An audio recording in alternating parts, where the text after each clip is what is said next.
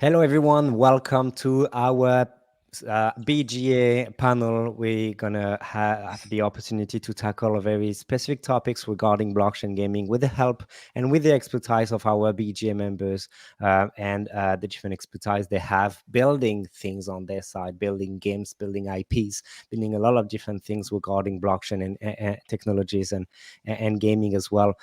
For today's video is going to be around interoperability. It is something which excites our ecosystem with a lot of different promises about what a metaverse could and should be. But one aspect of interoperability is within which is that promises that unlock boundless creative potential and collaborative opportunities. So throughout the discussion we will have with the panelists, we will explore the meaning of interoperability in blockchain, and we will talk with our panelists about the expansion of IP, intellectual property, but also collaboration between fashion and gaming. So I'm very pleased to have our speakers and BGA members with me to talk about that topic.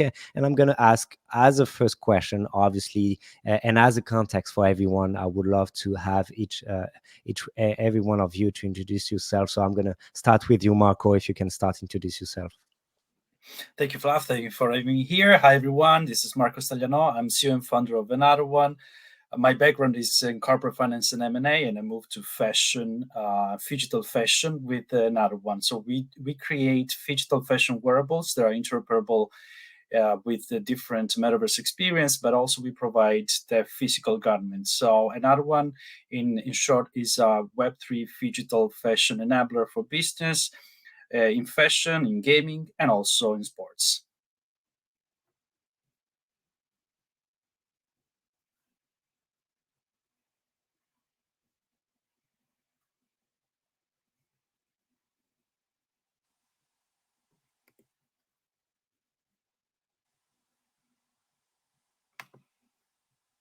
I'm sorry, I think you are muted.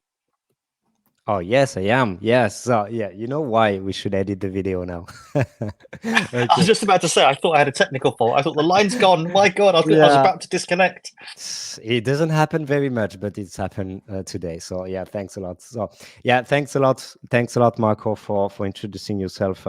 I think it's going to, just as you said, digital, there is a lot to unpack here, and it's going to be very interesting to capitalize on that for our conversation. Thanks, Arief. Arief would love to have you introducing yourself as well. Thank you, Flav. Hi, everyone. Nice to be here. My name is Arif. I'm the CEO and co-founder of Metric Protocol. We believe that the next iteration in the gaming industry will be driven by two major technology, which is blockchain and AI. And we believe that the main solution of how we're able to create a new digital economy is by building what we believe to be what we call collaborative entertainment. So yeah, we're building that, and to really amass the audience about the world that we build, the IP that we build, we actually start with a first game called Riftstorm that will be actually in a playtest very soon in the mid of November. And the game itself is basically it's a Diablo, or imagine like Hades but with guns. So basically it's a top-down co-op shooter games with roguelike element, available for starting with PC, but then we will be available in console and mobile, and it supports crossplay also. I'm really glad to be here. Yeah, Thank you. all ecosystem that you're building, but even just the first game you were mentioning, I'm very exciting to start playing the game as well. So thanks for joining the panel as well. And last but not least, Niz from Devoman, if you can introduce yourself as well. Hello there. First of all, thank you for having us on the call, and it's an absolute pleasure to be here and be part of the team with the other two esteemed colleagues. My name's Niz. I'm based out of London. I'm one of the co-founders of Saguni Tech, which is the company that's creating blockchain's premier anime brand called Devamon. So Devamon is unlike anything we've really seen before in the space. It's kind of a mash of what I would call the best of the anime and gaming world. So when you kind of think of Devamon and you play the game, which is one of the first things we're releasing as part of this brand, which is called Callisto. The alpha's coming out in December this year. You'll get a look and feel of kind of Digimon, Pokemon kind of vibes. You'll have different play modes. So, for example, when I think of when players have played the game before in our demo release, they get the Digimon Pokemon feel, they get the battle and turnkey battle based, like, you know, the feel. I would dare to say big names like Genshin Impact, League of Legends. That's the look and feel we were aiming for, and that's the feedback we're getting back from the community. We've got a big sort of roadmap ahead of us for the brand itself, Divamon, but you know, the markets we're pitching into are mobile gaming, anime, and we're well on our way to doing so, and we're hoping for plenty more success along the way. Wonderful. Thanks a lot, Niz. So to start with, and to start actually with another one. So with you, Marco, you are at the intersection of gaming, fashion, and many forms of entertainment. And it would be great to start the conversation at having you explain how Phygital, in your opinion, enhance interoperability. You're on mute, Marco. Here we go. First of all, I think we have to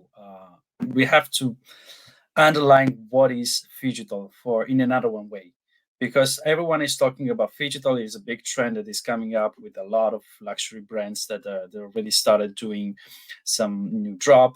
But for us, in another one, Phygital is the full integration of a physical product in a digital product, meaning that we create a digital twin of the physical product that is interconnected with NFC technology, near field communication. It's a chip of the dimension of a button, for those of you that don't know the technology, that allow us to code and create a binding between the NFC and the digital asset. Now, the importance of the interoperability in this is fundamental, because once I have a digital asset that is bind to my physical product, it means that I have a digital identity of my physical products, but it means also that it constitutes my phygital identity, because any action that I do in online, in a metaverse experience or in a digital experience, virtual events, it can be linked to my phygital identity, and every action that I do offline also with my phygital products, it can also be traceable and linked to my identity. So this is the main purpose of the interoperability, because when I create an asset and the asset is only interoperable with one, is an in-game asset, for example, that is interoperable with, I don't know, Roblox, or is interoperable with the Sandbox, or any other gaming platform, it means that it creates a friction of the possibility that I can unlock. Because offline, what I can do is I can go to different events with my NFC embedded in my garment, and then through one of our feature that maybe I'll explain later, that is called Flex to Earn, I have the possibility to scan, track, and then reward directly the person for engaging in that event. Now, if this is possible only with one metaverse, that's the main friction that we have. That's why we're working hard for creating interoperability with different platforms and finding solution that allow our consumer to freely express themselves and flex their gear in real life and in virtual world without a friction. Very interesting. Actually, jumping on that question for Arief and Niz as well, based on these principle, which is interoperability. We understand from Marco's feedback that for you, Marco, and totally agree with that, it is mostly based on how we enhance the capacity of someone to give meaning for between his online action and his offline action as well. So the merge of both action into virtual and offline worlds. What do you think about that, Harry? Do you see these matching with what you have in mind when you explain interoperability with all the things you're doing as well? Um, to be honest, I'm not really like exploring the physical and digital part, but in terms of interoperability, what we really concern is on how, like, let's say like one specific asset is interoperable to a lot of like digital world, and that part, it seems simple, but from the game development point of view, because I'm coming from a game development company, the hardest part is how to ensure that each asset, when it's or it's used in another games, is actually have the look and feel that also similar with the game, because every game is actually different. So I think one of the main solution of this is that we need to utilize AI, because if we not utilize AI, economically, for every asset that we need to adjust, then we need to adjust like manually to all the games and all the look and style. It's almost impossible. But now we do have the AI technology. I think a few hours ago, I saw the GPT dev days, and they announced like a lot of like new things. I think with the new implementation of AI, like we could build models that actually able to adapt and also adjust the model itself to be suitable to a specific game. So, instead of ensuring that every model is actually interoperable, so what we need to build is actually building a pipeline that it allows interoperability to be happening. I think that should be the problem statement. Yeah, it's coming from a very technical POV, but I think Yeah. if we solve that part, then it's easier, because that's the main problem now. And Yes.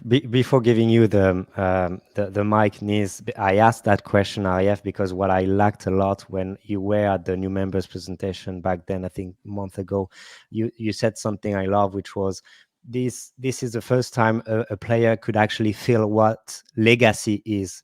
With the Yes. cross reputation, and this meaning around interoperability makes so much sense for the players. So I love what you said, and at the pipeline you just mentioned. Niz, what's your definition? Yeah, no, I'm what do you call it? Marco and Arian have said resonates completely, and it makes complete sense, and it's not a million miles away from kind of where we're looking as a game, because I think when you're able to unlock interoperability within the ecosystems and within our platforms, you then open a whole new world to creators, gamers, and the whole ecosystem alike. So absolutely, look at Devon One. We're looking really to disrupt and break into multiple verticals. So, for example, there's anime, gaming, and Web3, just to name some of the verticals we're looking to get into. And what we've tried to do in kind of achieving this is steer away from the perceived complexities and barriers to entry for Web3 technology, and instead focus on simplicity and enriching really what players and users already enjoy. So we start with a common point that's kind of familiar to everyone within the sectors we're looking at, which is gaming. Make a high quality, enjoyable mobile app game. Mobile apps specifically. Why? Because most gamers are coming from a mobile app. When you look at the percentage of gamers across the globe, most of them have mobile phones, and as a percentage, they account for nearly 50% of the market. So easy to access and easy to start playing. Then we just focus on the gaming and anime enthusiasts. And then for those that want to explore the world of Web3, the way we've approached it is almost like a Web 2.5 approach. Someone coined it yesterday, and I quite liked it. Is we'll have a dashboard on the back end, which is kind of connected to our kind of front end game, which will allow both Web 2 and web gamers to view their assets, see their potential value, and if they want, move them off to the blockchain to realize true ownership.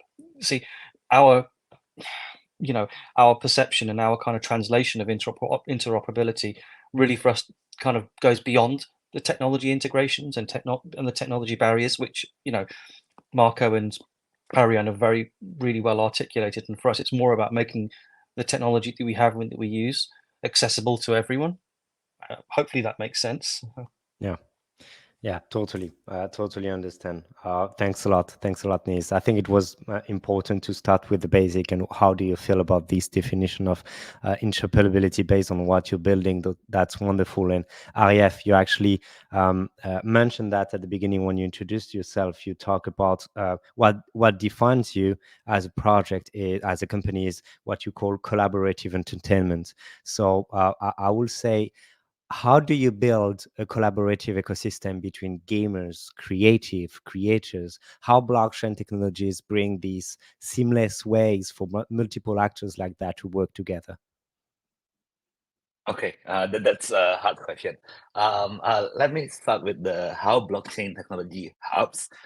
So, if we like zoom out of the whole game industry history, we could see that every new technology in the gaming space is actually making a new cycle of game development or the game industry. So as we know, like the game industry like started only in 1970. And the trigger of that game, the whole game industry is actually some semiconductor technology. So when the IBM PC and everything allows people to create machine that's small enough to play software, that's when the game industry picking up. So there's a console game, there's Atari, Nintendo, and there's also arcade game. And those two platforms actually kicked off the game industry. And at that time, the main problem of the game industry, we call it game industry 1.0, is how to make a fun gameplay. And everyone at the time able to make a lot of like fun games, and it's crystallized to become genre now. So basically, we already passed that. It's like 30-year cycle. We passed that already. And then the second cycle, and sorry, the winners of the first cycle is basically Japan and US company and Europe company. That's the biggest winner of the first cycle. And then the second cycle coming in, it's actually triggered by two new technology, mobile and internet. Mobile allows that everybody able to have a device that allows them to play games. It's an adoption. And internet also allows that everybody to able to play game because distribution now comes easier. So at that stage, the next problem is adoption. And the interesting thing is that the solution is actually a business model solution, free to play. So, and then the next era is actually coming in, and free to play now it's already become the 70% of the whole game industry. So it's like wiping everything. And the big winner is actually China and Korea company. Because they are the big winners. And then we believe that the next cycle is actually coming in. And we believe that the main trigger of the next cycle is actually blockchain technology and AI technology. So if we see the game industry on the like post 2.0 cycle era, now the game industry already the biggest entertainment industry. There are already like 3 billion people playing games. The ARPU of the gaming industry is already like the highest of all entertainment industry, like compared to music, compared to movie. So if we want to scale the game industry more, it's almost impossible to gain new users because everybody is already gamers. And if you want to scale the ARPU, it's also almost impossible because it's already the highest from compared to all entertainment option. So we believe that the next problem to solve is actually how to create a new economy on top of this ecosystem.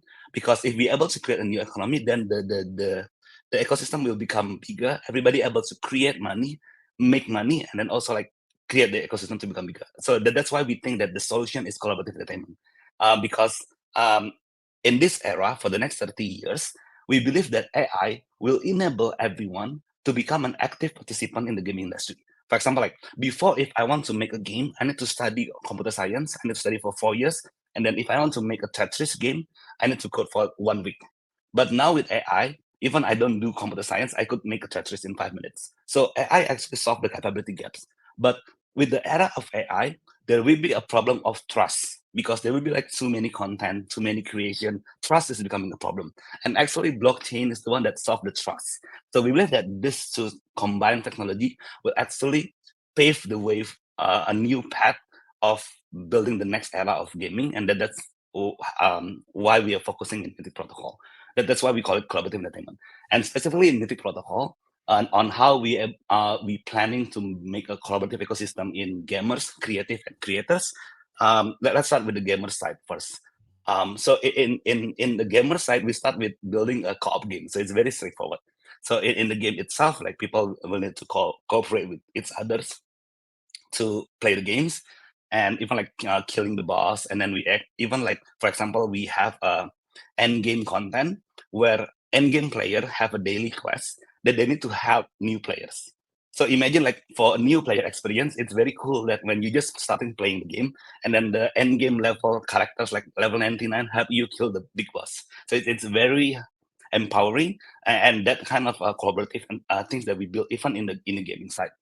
And then in the creative side, we building what we call collaborative universe. So the idea, imagine like we trying to build a Star Wars universe, but everybody able to create their own planet. Everybody able to create their own spaceship, their own species, their own monsters. And we use blockchain technology that we call DUMB, DUMB. So we call it a DUMB idea. So the idea is that it stands for decentralized universe. Decentralized universal meta on blockchain. So technically, all the universal meta is actually recorded on the blockchain, and then everybody able to build on top of that.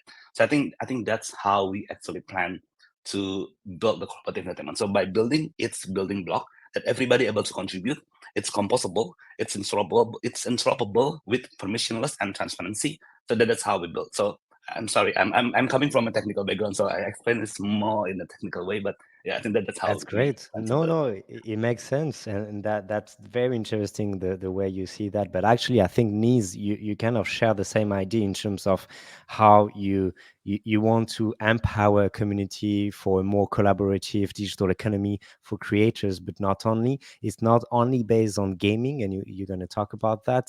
But I would love to know the place for gaming. Is it at the? I think you said it's the common point.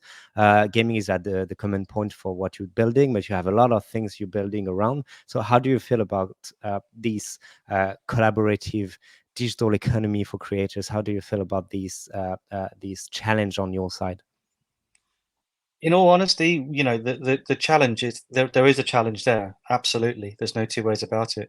And Arief, I really like the approach that you folks are taking. The combination of AI and enabling sort of trustworthiness through the blockchain, I think is really, really smart. So hats off to you for that. For us at Devamon, just to go back to your question, sorry, Flavie, is I kind of diverse there, but for us, gaming is extremely important. We wanted an identity right from the get-go, and the identity for us is we wanted to make sure that the game itself, the gaming segment is one of our primary target audiences straight off the bat. I've mentioned anime, I've talked about Web3, but gaming is also a key audience and a key target for us, and it's going to be a pivotal part of our strategy. Not only this, but our game, Devamon Kalista, will be the entry point into the Devamon brand for many people kind of walking into our world for the first time. So, with that being said, the game we've had to necessitate the game being able, or not even necessitate, we've designed it so that it interacts with many other verticals within the brand. So, for example, without giving away the complete roadmap and boring everyone with it, but we've got the lore which will be wrapped around the game and will allow players to dive into and explore the Devamon world. We'll have the manga series, which will allow readers to enter our world, creating a bond, between players and characters. You kind of need, when integrating verticals, to make sure there's not only the gamer's connection, but the emotional connections there too. And that's a big part in the anime world, for those that love anime. And the flip side, of course, is that the manga and lore can act as a gateway to the game, once we're further down the road. So readers who are already invested in the story and plot can take their experience to the next level by playing Devamon Callisto. In addition to this, we'll have other aspects within the gaming sector too. So I've talked about the multiple verticals, and the multiple verticals. You've got the in-game store, you've got the lore, you've got the manga. We'll have a metaverse called Everversity, and all these will be intrinsically linked within the game, because that's going to be for us the entry point. That's going to be the point where people start their journey with Devamon. But of course, we want to make this, reversible too, so that people who are looking at our merch and like our merch, or reading the lore, or invested in the manga series, can back their way in to the game as well. Very interesting, Marco. On that I think, tell me if I'm wrong, but Marco, I think on your side, gaming is not an entry point, but one vertical that you would like to fit with other verticals like fashion, but other part of the entertainment industry as well. So am I correct, or is it a specific strategy you have, other strategy you have in mind? That is correct. It's not the entry point, at least for now, because as also the panelists said before, we like the approach of Web 2.5, meaning that we need to create adoption. Now, all of you knows that's the most famous blockchain-based platform for gaming, and I don't do names for that.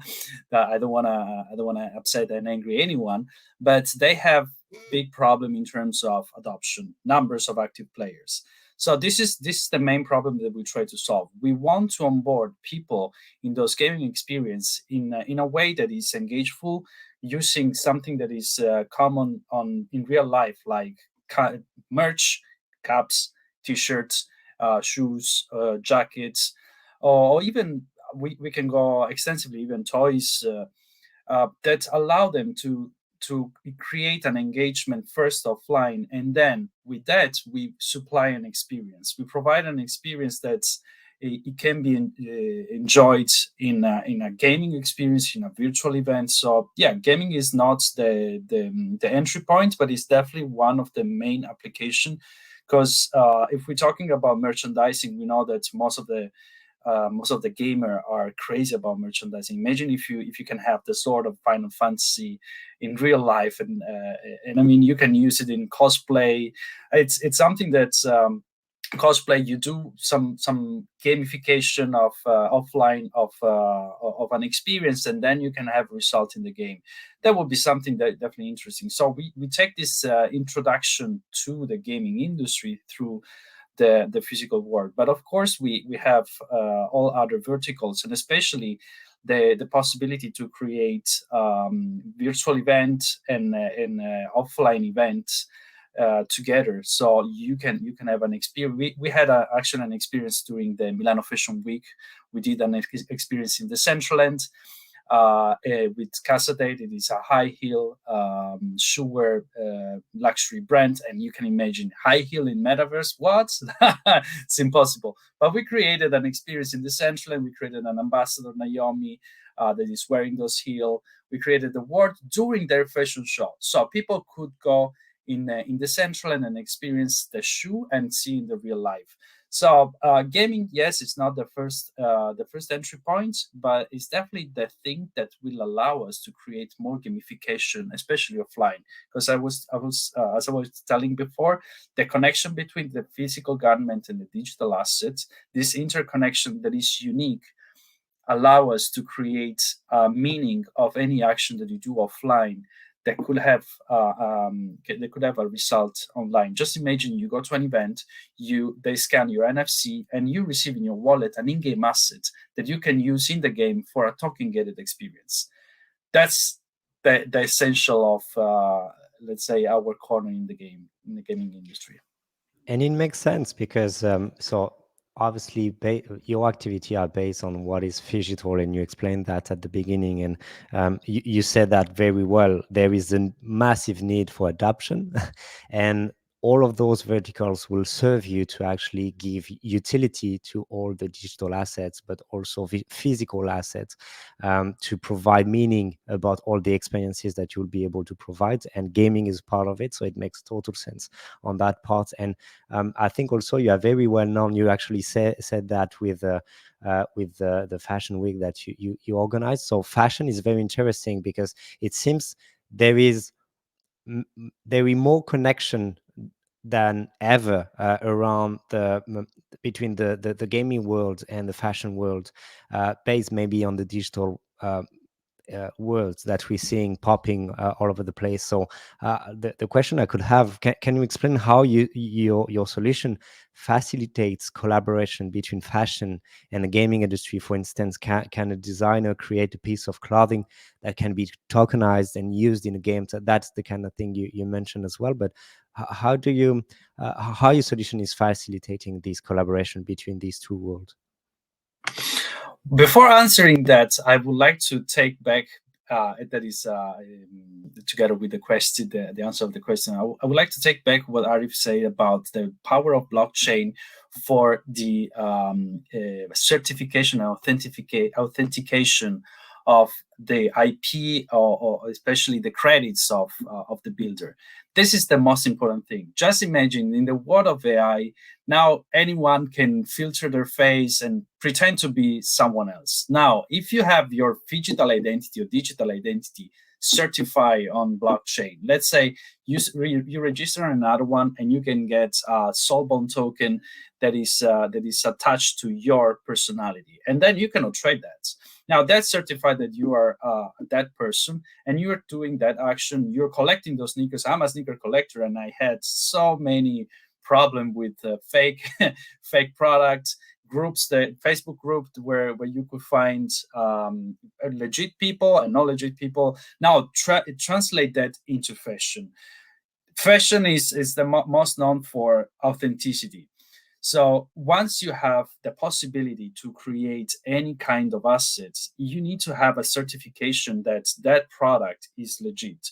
Now, if we have the luxury brand that come into play, they need something, a digital certificate that allow them to say this is a collection that is made by brand X, Y, or Z. And this is where blockchain comes to use, because we can create something that is identifiable, and that is also traceable. Now, go back to the designer. Now we have a lot of problem with designers that sometimes they provide their project, and then someone stole their project, and they create other copy of their design.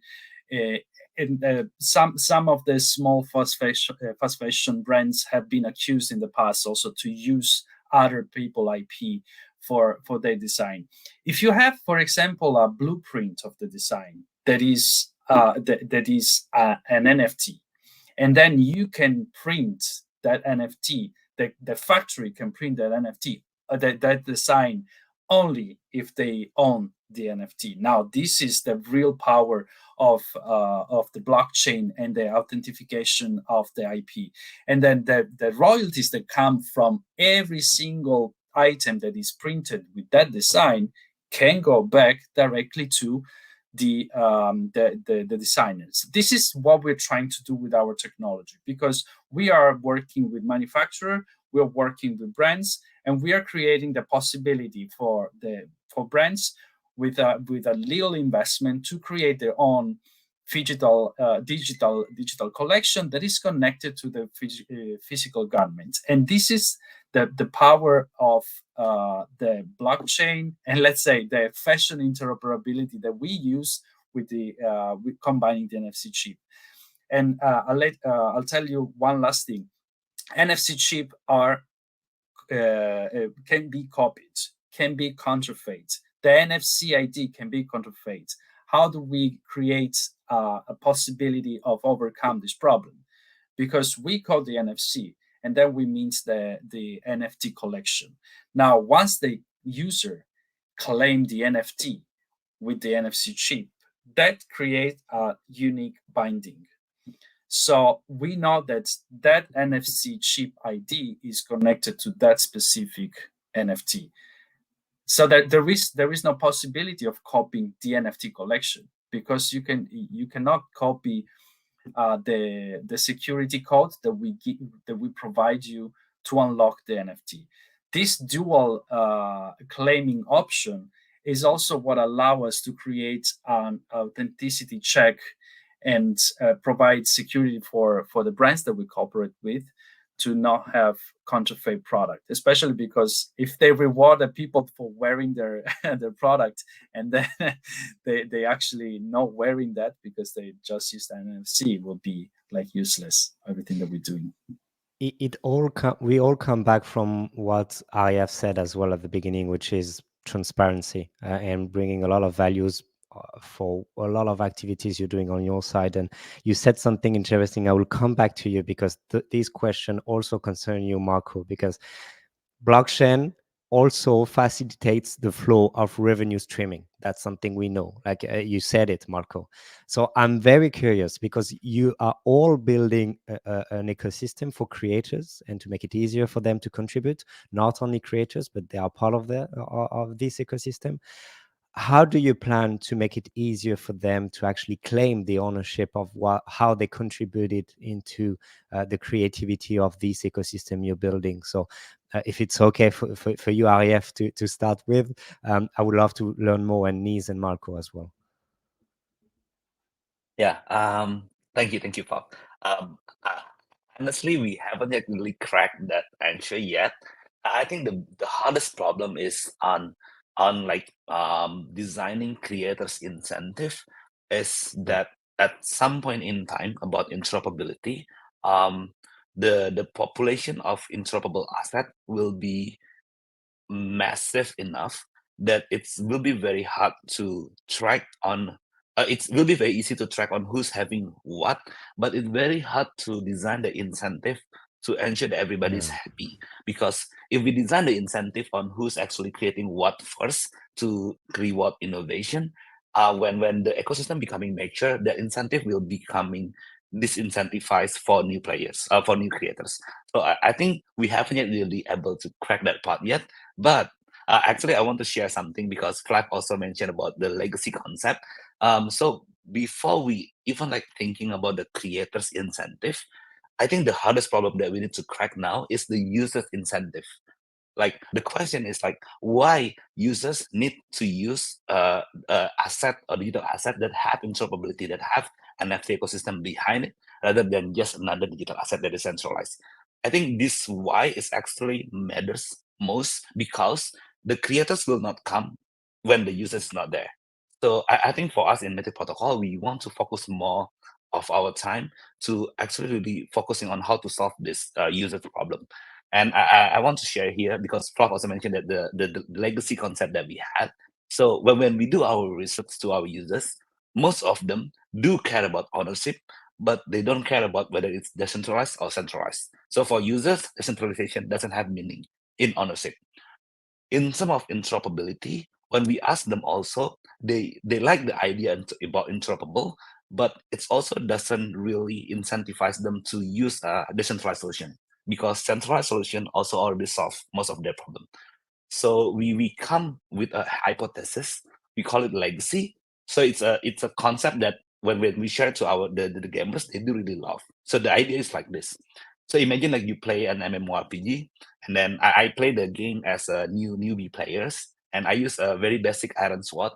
And then and when I first play the game, there's a big raid event where like 10,000 players trying to kill a black dragon. And then I joined the fight just as like newbie players, and then I get lucky. I managed to get the last hit to the black dragon, and then my sword is actually get covered with the black dragon blood, and my sword is actually evolved. It become a black dragon iron sword. It actually have like more utility, like plus 50% attack to dragon species or anything. But because of this black dragon event only occurs once per year, and this is the first event, so this is the first black dragon sword that actually I used to last it. So the emotional value of the legacy that the players actually play is recorded on the item. And even like someone wants to bid me like maybe like $20,000 to buy this, for me, myself, and for most gamers, there's an emotional value that we really want to keep this because I want to share to my friend. I want to share to my maybe like kids in the future that this is the shot that I used on the first event. So we believe that this concept of legacy is actually supported by the concept of blockchain that have the persistent database and transparency, and no one, it's immutable, no one cannot change it. So we believe that this actually attract gamers to adopt the technology because it have emotional value to them. It matters to them. And it also matters why decentralized, because it needs to be decentralized, because if not, yeah, then it's not really matters because everybody could change. Yeah, I think solving that come first before we solving the creators part. Because when we have too many creators, it's easier for us to design incentive. We could just A/B test. Yeah. Thank you. Interesting. You're actually tackling one of the last question I will have, which is challenges based on what you're building in terms of interoperability. So incentivization is one of them. Very interesting. Niz, what do you think? Yeah, I think, really, achieving interoperability within the blockchain space specifically for gaming does face challenges. Notably, there's complexities around entry points for users, depending on the scope of audience you're looking to target. There's the jargon, the wallet connects, all these typical things that are perceived barriers. Even for Web3 users, they're perceived as barriers, but yet when you go to the Web2 world, it's it's more than just a barrier; it's a complete blocker. So the way we want to tackle this is to actually just bypass these barriers altogether. Let people focus on actually enjoying the game. Let them give them the experience they're used to, something like Web2, but seamlessly kind of in the background, bring in the benefits of Web3. By doing this, you can get the best of both worlds. You can ensure people you're bringing players on board, you're bringing the users on, you're ensuring that they're getting the advantages of Web2 and Web3 as well at the same time without complicating the overall experience. there are multiple ways we've chosen and elected to do this. It is a hybrid type approach, and I think at this point, in terms of the journey for blockchain, the technology itself, we're kind of, if you look at where we're at in the digital landscape, the shift we've seen in the last 10 to 15 years. I'm not going to go back as 1970 area, because like you did, but with your detailed history. But what we've seen over the last 10 to 15 years, that is a shift, and the level of shift is like nothing we've really seen before. And interoperability really kind of plays an essential role in this space, since it broadens the scope and kind of increases opportunities for collaborative work. And not only this, but with this, with interoperability, you can essentially make it easier for content creators to reach a bigger audience and offer them more ways to kind of monetize their work, and essentially help content creators focus on being more creative in the digital world, and in turn helping them to thrive, and also at the same time bringing more benefits to the end users. Thank you, Ines. Marco, did you already find ways to incentivize creators to participate? Not we've been trying. We actually created an interoperable asset. Is one of our first sneaker in Tier 1 meta, and we it's been really tough, because we created an interoperability of the NFT with Decentraland. So we created, but as Arif was saying before, you need to create the NFT, you need to create the asset, and then you have to go to a fantabulous journey to get 5 million mana votes to approve the collection. That we did, luckily. So we achieved the interoperability, but it took a lot of time. It was also expensive. And now our shoes is physical. Then you claim the NFT, and then you can get the shoes in the Decentraland. But of course, like we replicate that for Naomi. So for the high heel shoe, again the same journey. So we have to go through the same journey. That's the problem. And I put it in. I heard a podcast recently about fashion and blockchain and interoperability. It was really interesting, the example, and coming from fashion industry, coming also from sneaker, is like you buy a pair of sneakers in the shopping mall, and then you're allowed only to walk in the shopping mall with those sneakers. When you get out, you have to leave the sneaker at the entrance. That is the problem that we have if we don't have interoperability. And I mean, it's incredible. But for the question related to the creator, interoperability allow also creator to expand their horizon and possibility to catch a different audience. And nobody talk also about another main problem, is the cross-chain interoperability. Meaning it will have been my next question, but go, please. If I have my audience that is interested in some products, but I'm not able to deploy in that chain or drop my NFT on that chain, how can I do? I'm capable right now. We're based on Polygon, so I can work with Decentraland. I can work with Sandbox. I can work with a couple of others. Metaverse. But what if there is an audience, maybe gamers, that is interested in Solana, or is interested in Arbitrum, that is one of the major blockchain that is coming up for gaming? It's going to be like a headache for me. And what I'll say to brands is, yes, you'll do your physical products, but the digital asset can be used only here and here. And it's like telling them, oh, yes, you can sell your product, but your boutique will be only in Tokyo and in Seoul. But you cannot place anything in Singapore or in Hong Kong. That's one of the main challenge that we are working very hard. And luckily, there are a lot of company that provide some function to create cross-chain interoperability. But it's a long journey also there, and like a lot of sweat still to leave on the table. It seems like you don't need me, guys, because you're actually building the segues for me. So that's perfect, because it's exactly what I wanted to say. Because I always try to listen to the industry is right now and how they are actually seeing the blockchain ecosystem. And one of the things they're all saying is interoperability is not a thing, just based on the fact that when we won't have any interoperability between chains, protocols, we won't have interoperability at all. So I wanted you to jump on that and have your thinking about this. And it's perfect because you define this, Marco, as a challenge as well. And I would love to have the same, I would love to have your feedback, Arief and Niz, on that specific reason as well. Should we talk about it? When we don't have, we do see some solutions, I agree, Marco, but we don't have one solution for cross communication between protocols. So Arief, Niz, would love to have your opinion. Yeah. I actually agree that with Marco that actually a very big challenge. And honestly, in Mythic Protocol, we also not yet think about that. So we just focus on EVM kind of compatible. And then I think it's still possible to build bridges for every chain that we want to integrate. There is some cost on top of that. But I don't think it's from industry POV, like building bridges for all the chain that we want to integrate is actually optimal. I do believe that there are some like effort in the industry to build more like a cross-chain layer or cross-chain API. Let's see from that front. But from coming from the game POV, I think our main focus is that we want because I also agree with Marco and Nis about the Web 2.5. I think in Mythic Protocol we're also using that approach. So for most of our gamers, they will own asset, but they don't know that they actually own an asset.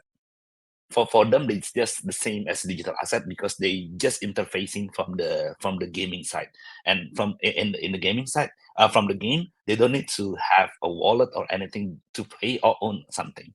But when they have more understanding about owning an asset and everything, they could go to our portal, they could go to our dashboard, and they could do a self custody.